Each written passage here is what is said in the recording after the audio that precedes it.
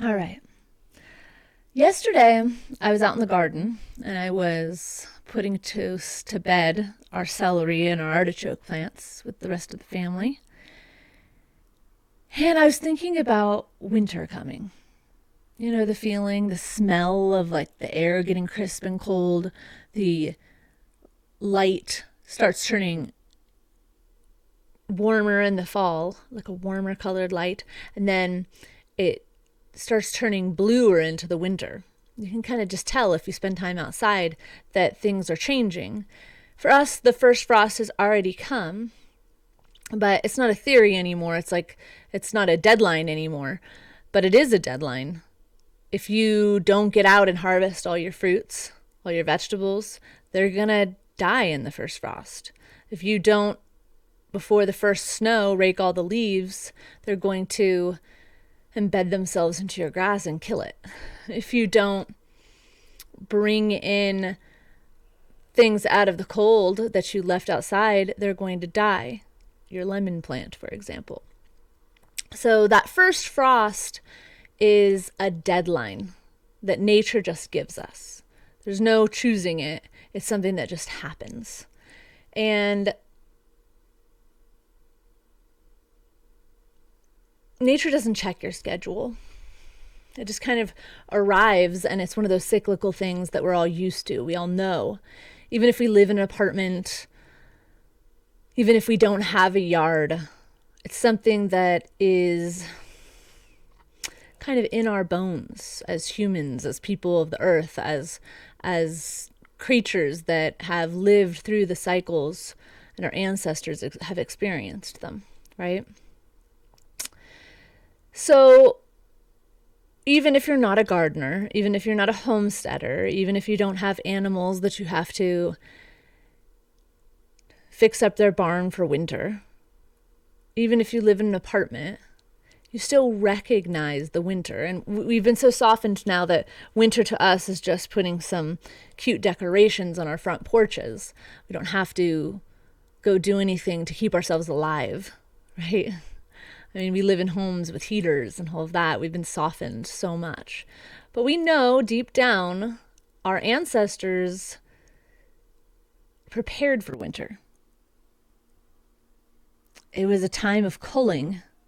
If you weren't strong enough and your family wasn't prepared enough, nature culled you. And people hate to think about how tough and hard on us and on all of anything living can be, but nature can be brutal. But we don't live that way anymore as people.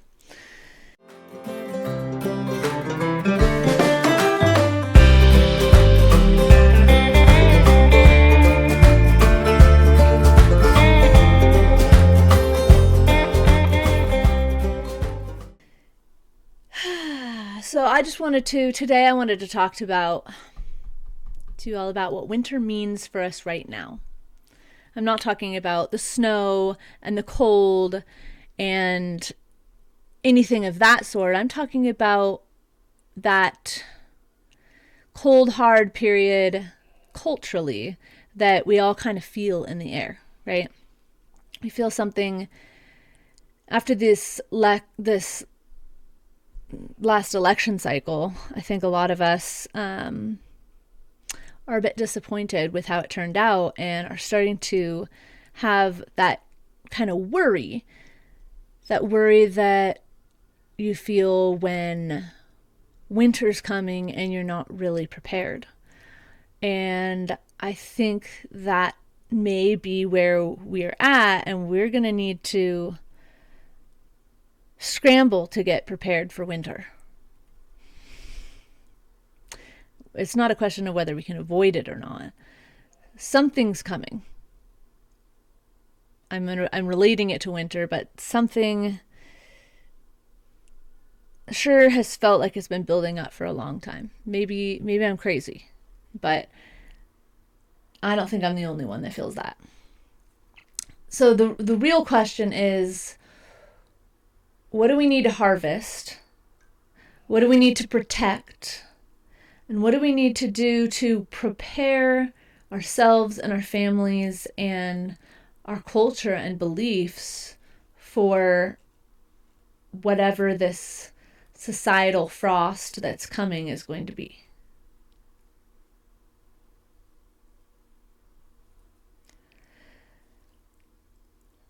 All right, and then, hey everyone, I'm JJ, and this is, forget what the new one is. Let's see here, duplicate this.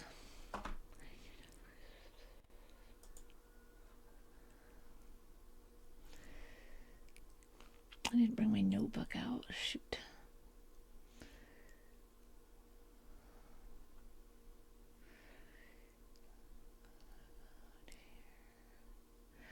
La la la la la la la la la la do do da ba do da.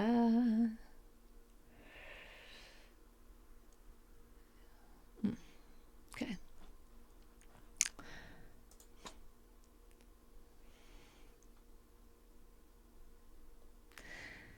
Hey everyone, I'm JJ, and this is Homestead Republic.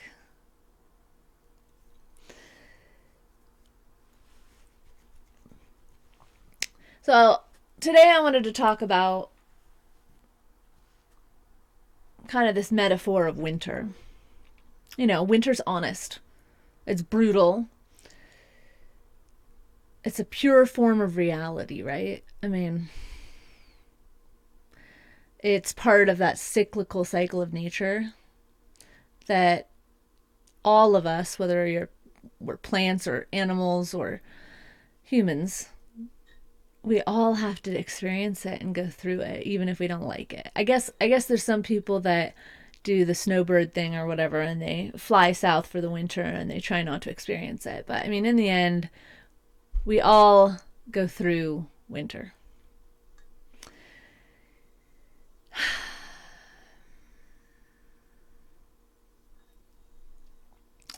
But winter, it forces clarity.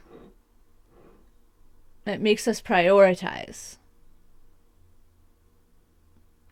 It makes us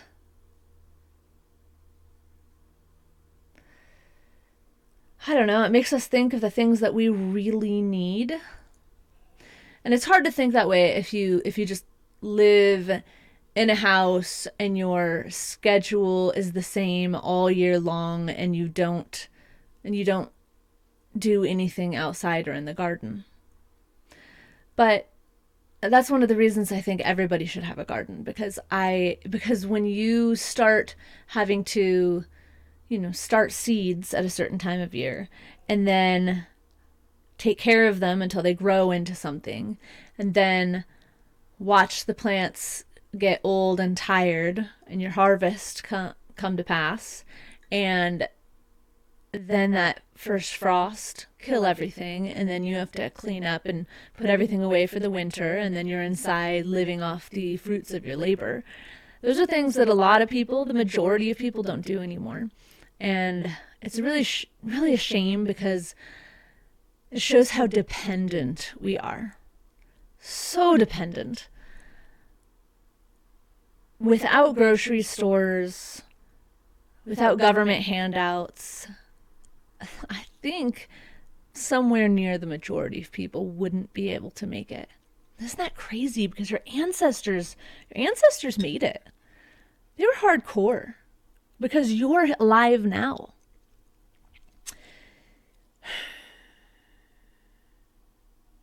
In the garden, the frost defines everything. When that first frost comes, there's no saving the garden.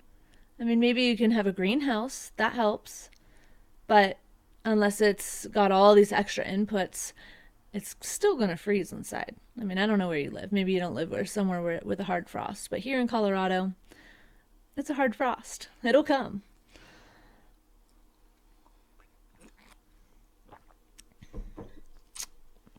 And suddenly, I think of this every year when we spring forward and fall backward.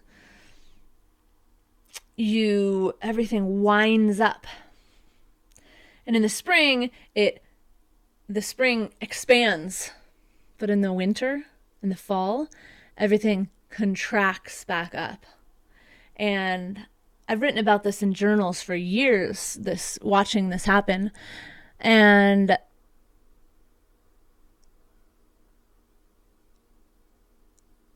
it makes you really introspective, I suppose. Looks like my chicken's out. Weird. Huh. Anyways,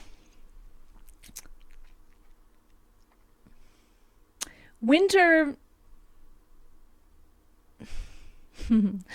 teaches us kind of the difference between fear-driven preparation and wisdom-driven preparation, right? And I want to relate this to what's going on in politics right now. As we head into winter, I don't want our side, our team, right? Whether that's MAGA or America First or conservatives or traditionalists or libertarians, I think we're all kind of band together, and we need to just drop those silly little differences. A lot of them have to do with Israel right now. And realize that we are who we have to put up a stand against socialism and Islam, which both seem to be pretty epic forces fighting against us to take over the nation. And I don't want to live in fear-driven preparation for whatever event is coming. I want to use our traditions and the values that we've conserved. And I want to come up with a way that we can use wisdom-driven stewardship instead, right? One of the things that keeps coming to mind is just the idea that Charlie Kirk had of using the minds of the youth. Because if we don't start influencing our children and the youth in our culture, then they're going to get taken by the other side. Their minds would be melded by the very liberal colleges that they feel like they need to go to. And even the workplaces that some of them are going into. And they will want to conform to the people around them. You know, here's one example. When my kids and I drive to school in the morning, oh, you might hate me, but I'm from California. If there's an open lane, you use it until the end and you zipper in. Here in Colorado, if there's a sign that says, merge 1,000 feet up, that lane will be empty all the way until the end. It's an empty lane and everybody's lined up in the other lane and there's an empty lane there. And it messes up traffic and I can't stand it. And so I go into that open lane and I drive all the way to the end and merge in before everybody else. And people get mad and pissed off, but that is how it's supposed to work. Everybody's supposed to use both lanes until the very end, and then you zipper one car, then the other, then the other. I forget where I was going with that, but what I'm saying is, if we don't do things wisely in society, we'll become sheep to each other. That kind of an instance is becoming sheep. Everybody gets over, so you get over too. You don't think about the fact that it would actually help everybody out if we just split the two lanes equally, right? But there's this crowd mentality that happens and everybody conforms. And so teaching our children and the youth today that conforming isn't the best option and to think outside the box and join the team that, you know, I see our team as being one that preserves tradition. And there's a reason the old ways revolved around the seasons, and traditions weren't random, right? They were rituals, and they were defined by survival. We did things in a certain way because it helped us survive for centuries. If we decided centuries ago that I hate to pick on gays, but if we decided centuries ago that most people should be gay, do you think there'd be many of us around anymore? I don't think so. Men and women, God made us, even if you don't believe in God, nature made us to be a man and a woman together. I mean, that's how the animal world does it too. That's how you procreate, right? I think we know this. This is a tradition as well because it works. It's what carries our genes on. There's a tradition of keeping up the harvest.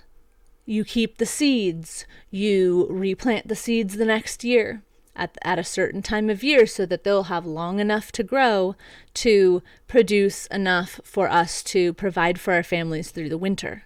These are traditions. And so when we talk about the Republican Party, a lot of times it feels antiquated and old, and it's not progressive. They love the word progressive.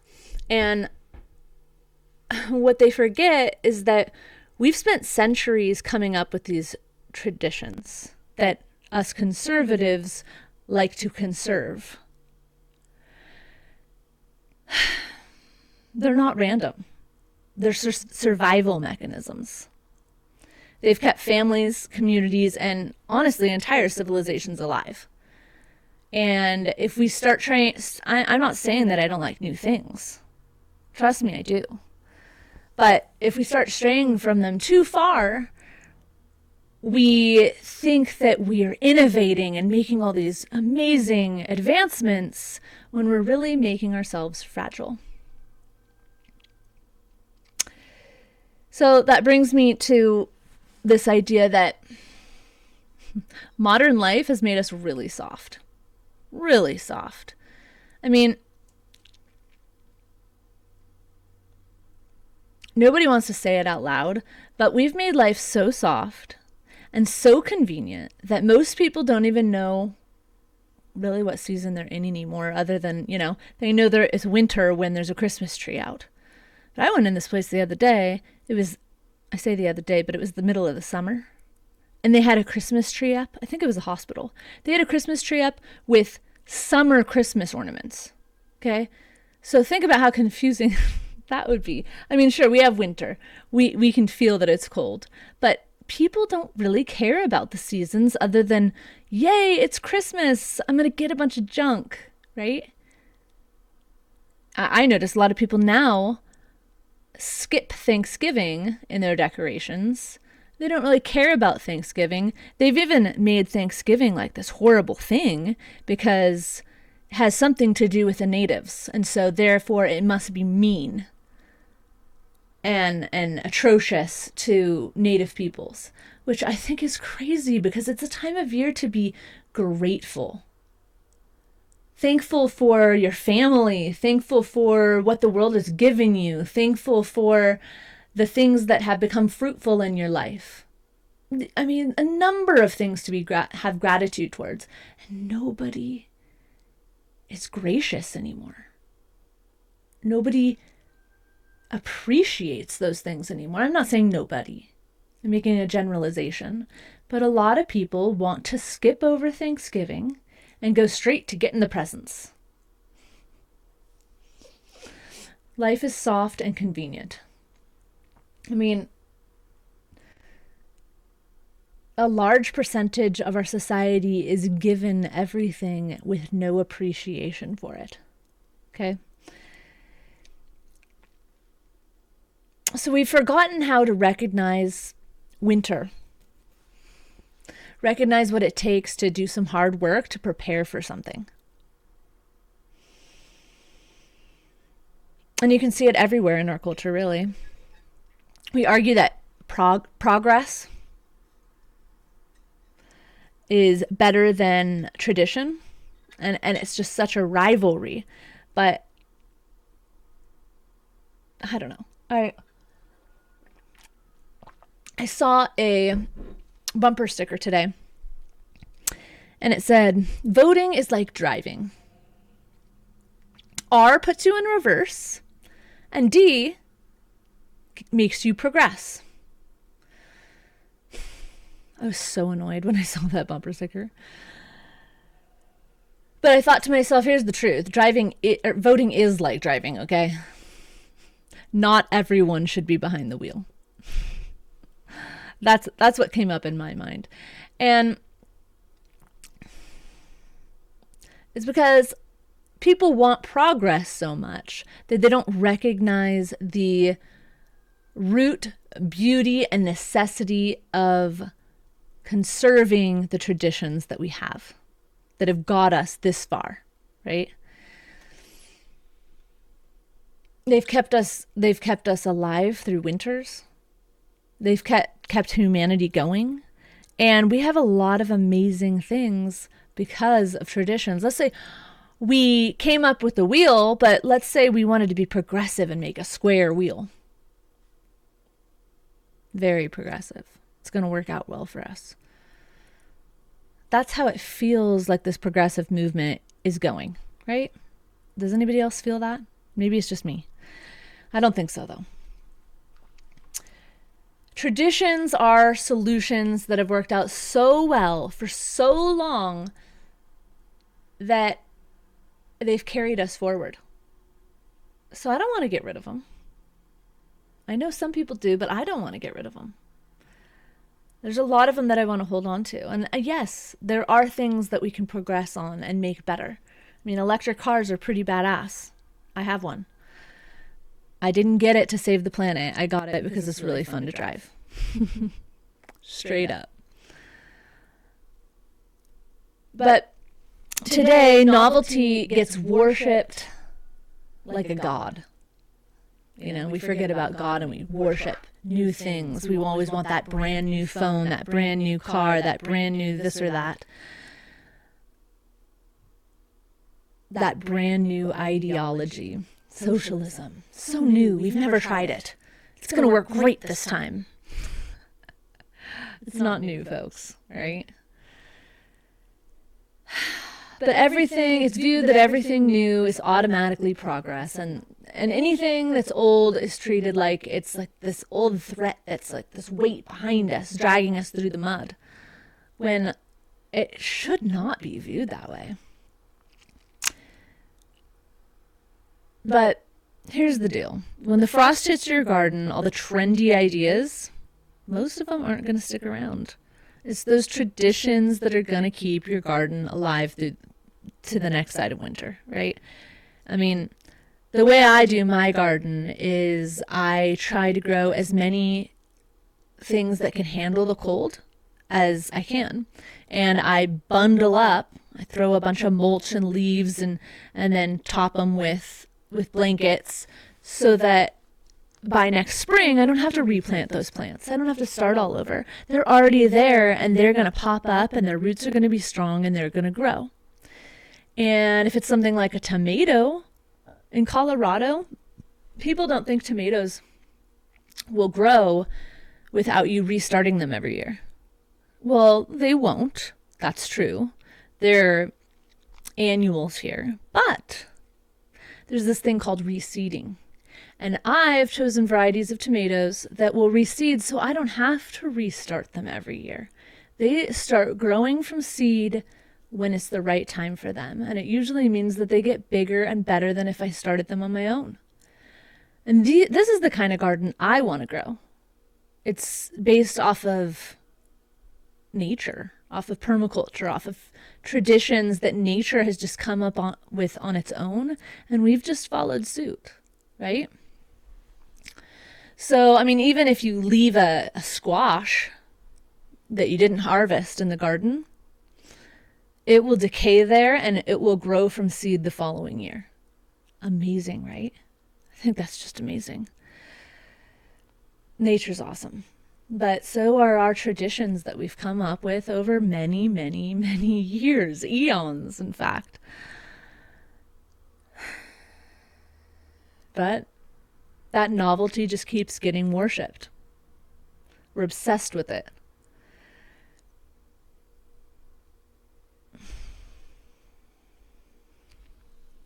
What else do I want to say here? That's the thing. Nature cares about resilience. It doesn't care about your new ideas that you want to try out. It's just going to keep trotting along. And if you don't keep up, and if you don't have a plan, and if you're not prepared, it's just going to run you over. Okay? We built a society that's so enamored with ease that we've traded strength for comfort, and that trade has consequences. Think about this. If the grid went down, what would you do? If it went down for a week, the majority of people I know would not know what to do. What's the first thing that you think of? First thing I think of is my refrigerator. You've got about, it matters where you are, but you've got about 2 days maybe that food's going to stay okay in the refrigerator. If you don't open it up too much, it might keep its cool in there. And then things are going to start to rot. And you're going to look around and you're going to say, well, I need to go to the grocery store. That's not going to work. The grocery store doesn't have the power either, right? So most Americans, hair in my face, most Americans are going to be helpless. They won't have heat. They won't have water. They don't have food stored. They don't have any skills to deal with an event like that. And they don't even have a way to communicate without the internet or their cell phone, right? 100 years ago, most homes didn't even have electricity. Isn't that wild? They knew how to live without electricity. Today, if we didn't have electricity for 3 days, people would be dying, right? People don't know how to take care of themselves. When maybe not our grandparents, but maybe our great-grandparents, they knew how to do it. It was just everyday life to them.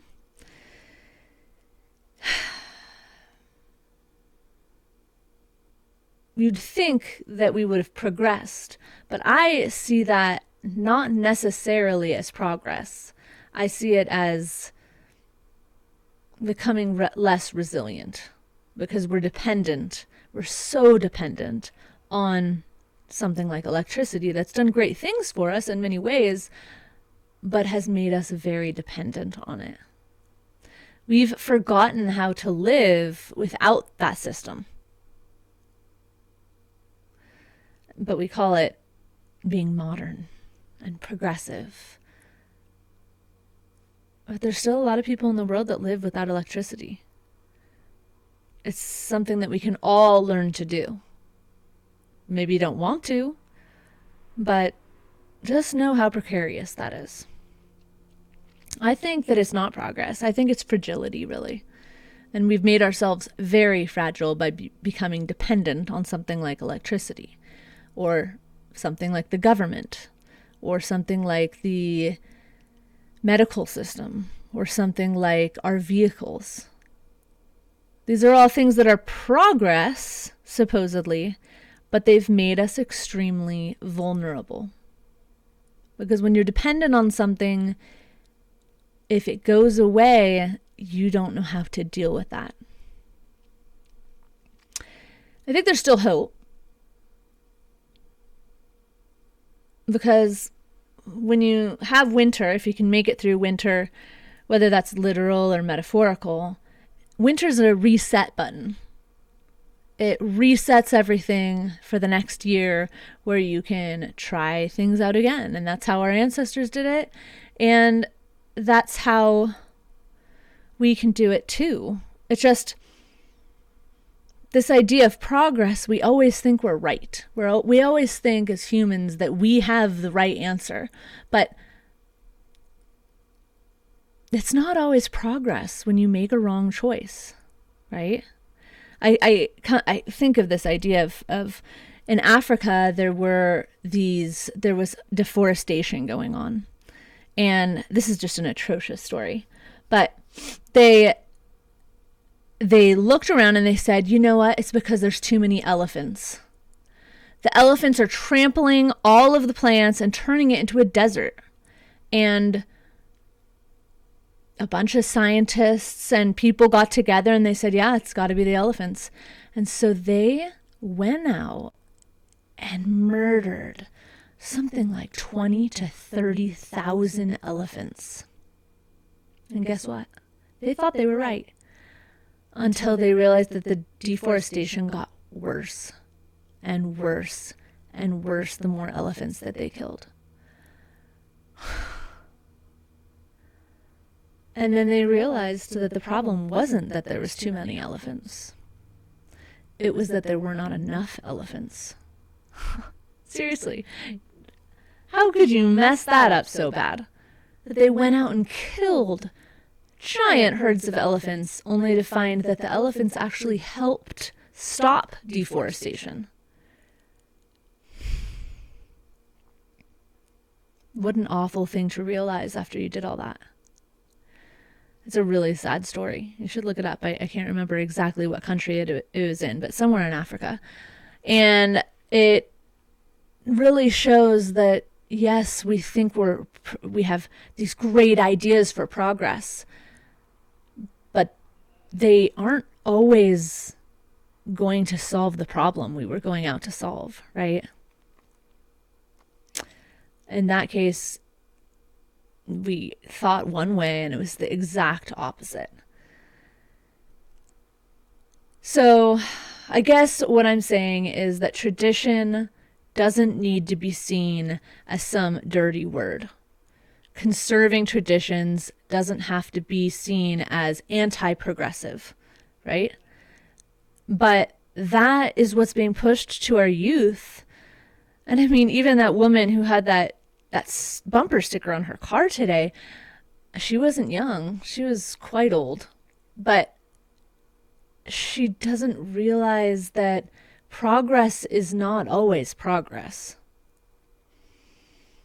Sometimes it's just this idea of modernity is so much better than tradition, something new and exciting, but it doesn't mean it's going to work, and it doesn't mean that it's better. Just because you've wrapped the shit of socialism in gold doesn't mean that it's not going to end in the siren song and a siren eating you, you know? So that's my thought on that. I mean, simplicity isn't necessarily primitive. Simplicity is often power because it's rooted in wisdom, knowledge, things we've learned from a long time of following nature and learning from the cycles, winter. And I don't think we're ready. I don't know if I believe that conservatives are ready to dig into what our traditions have been that have kept us around and continue to keep us around, right? I don't know what the numbers are for how many people who are conservative that are having children and then are taking those children and teaching them what sovereignty means, what the difference between a capitalist country and a socialist country are. I mean, these are things that we should be talking about at our dinner table with our children, and I don't know how many of us are doing that. Because I think that the only way we're going to be able to defeat the youth that have already been stolen is to make sure that we have really strong youth being raised now. Because if we raise them to be sovereign, freedom-loving people, then we're going to have a better future. But I don't think we're going to change the old people now. I don't think we're going to change the middle-aged people now. I don't think we're going to change even the older youth now. It's very hard to convert people once they believe a certain thing. It happens, but I think we need to make sure that we're preparing our garden, right? For whatever comes, for this winter of a fight against socialism that's trying to take over our country. So I think that comes down to identifying, the crops that you need to tend to. And that's those children, right? That's the things that you need to do before winter comes that are going to help our movement stay strong. When I look that 35% of Colorado voted, and what is that, 65% didn't, I feel like that 65% just killed themselves for winter. They didn't have any say. They didn't prepare at all. They didn't care enough to harvest their crops and save them for the winter to come, right? They didn't do anything. They sat around and were lazy because we have made ourselves so soft in society. I thought we were going to do really well, honestly. But the Liberals won. Why? Was it because they prepared for winter better? I think they continued to think that Trump's going to round them all up and put them in camps. But here's what I think is going to happen. If 2028 comes and our Congress and Senate and our president all go blue, us conservatives are going to be screwed, and we are the ones that are going to end up in concentration camps. Because I think it's very easy for us to see that the things that they call out and call us is what's actually true about them. And that makes me worried for my kids. Because even if I'm preparing, if everybody around me, if the community around me isn't prepared, then it's going to fall apart. Our movement's going to fall apart. And I feel like we have something here. I think that standing up for the traditions of what makes America America needs to be stood up for. We need to be harvesting things. We need to be getting prepared for what's ahead. And I think there's a lot of people just feeling mediocre. How do we inspire everybody? That's what I want. I want to inspire everybody to get off their butts and go start a garden and go start raising sheep, if you can hear mine bawling in the background. You need to start raising eggs and having chickens and living with the seasons and being less dependent on the systems around us, because, gosh, I don't want to be dependent on them. They're so fragile. And I don't want my kids to be dependent on them. Sounds like my Rams ramming things. So what does it mean to you? What does it look like in your life to start getting prepared? Maybe it's not starting a podcast. Maybe you don't have kids yet. Maybe you need to, just meeting a community of people that you can talk to about your beliefs. I've seen so many people on the internet post and say, I was really afraid to post this, because every time that I say that I have conservative values and believe these things, I get hate mail and emails and so much negativity that I take it down. Don't take it down. The rest of us need that, and we need to see it.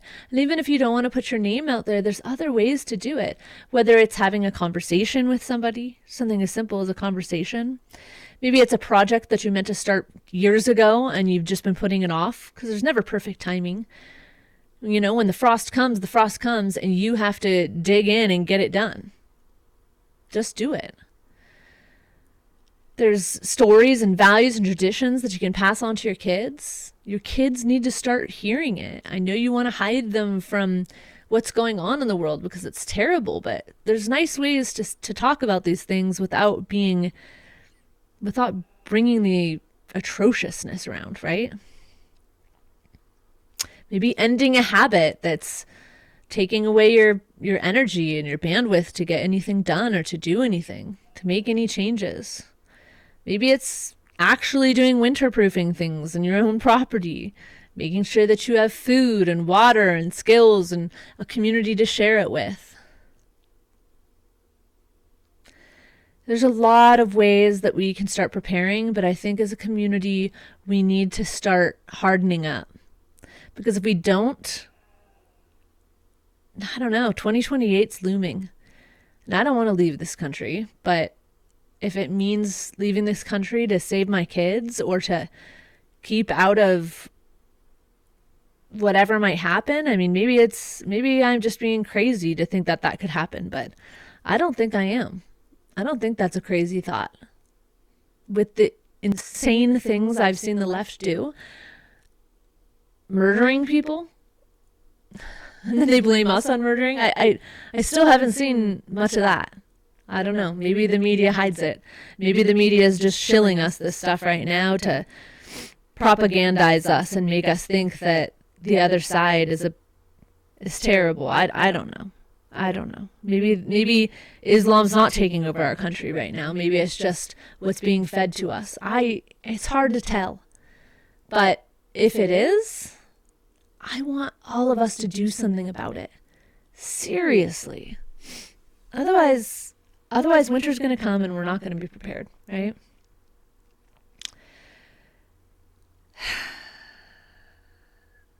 What else can I say?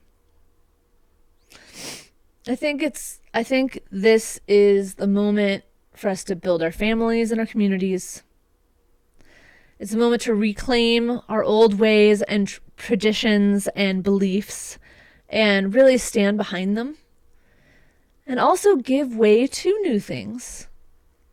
I think we can watch Elon Musk with that. I know a lot of people hate Elon, but I think he's got some great beliefs about manifest destiny. That you can't spend all your time fixing all the problems, otherwise you're never going to move forward. And I do believe in moving forward, and I think a lot of us conservatives also believe that. But there are certain traditions that are traditions for a reason, and we keep those for a reason. Continue to have more babies. I mean, that's a pretty easy one. If we outbreed them, we'll succeed over them. And I think the left's pretty low on the baby making scene. Not the Muslims, though. I think this is the moment that we run away from the fragility of dependence and we head towards towards sovereignty and being able to do things for ourselves. I already think that conservative people feel that way, live that way, but not all of us do. And I don't want to have to tell you to leave because you need a can of soup and I need it for my kids and I'm the one that saved it. You know what I mean? Don't be that person. Anyways, I'll finish up with the invitation. It's an invitation that the first frost gives a gardener. Is to stop waiting. Right? Stop waiting for life to be perfect and comfortable for you to actually make a move. Make the damn move. All right? If you don't do something about the frost, it will kill your shit. Harvest what you have grown. Protect what's fragile. Strengthen what's weak. Simplify what's overcomplicated. Build systems that our great-grandparents would recognize. They don't have to be new and progressive for them to work great. Oftentimes, that's not what we need. But at the same time, don't be afraid of winter. Don't be afraid of what's to come. Be brave about it. Feel confident that you are strong enough and your family is strong enough to make it through, right? I don't want to live in fear.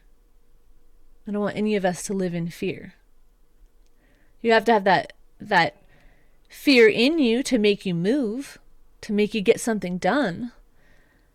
But in the end, I want you to feel strong. Like you know you're going into this ready, right? Whether it's because your gun safe's packed up with ammo, or whether it's because you know your basement, your root cellar's filled with food, or because you know your heart and your children's minds are filled with knowledge and courage and also compassion.